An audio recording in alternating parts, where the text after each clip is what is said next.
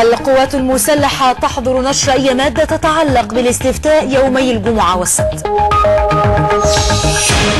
ندوات ونقاشات مكثفة في أنحاء محافظات مصر حول التعديلات الدستورية.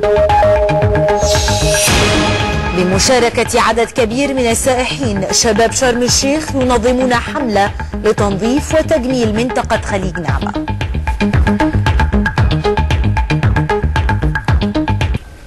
سيطرت قوات الدفاع المدني على حريق ضخم نشب بمحطة للوقود بمدينة منيا القمح في الشرقية، وحالت دون امتداد النيران إلى العقارات المجاورة.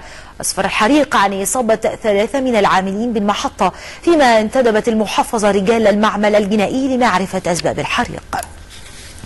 نظم جمع من المحامين والمستشارين القانونيين بالسويس حلقة نقاشية عن التعديلات الدستورية التي أكدوا خلالها إلقاء الضوء على وضع دستور جديد للبلاد بحضور نائب رئيس هيئة النيابة الإدارية المستشارة نهى الزيني، التي أكدت أهمية انتخاب جمعية تأسيسية لوضع دستور جديد في الوقت الذي طالب الحضور بوضع آلية واضحة في حال رفض التعديلات الدستورية المطروحة للاستفتاء.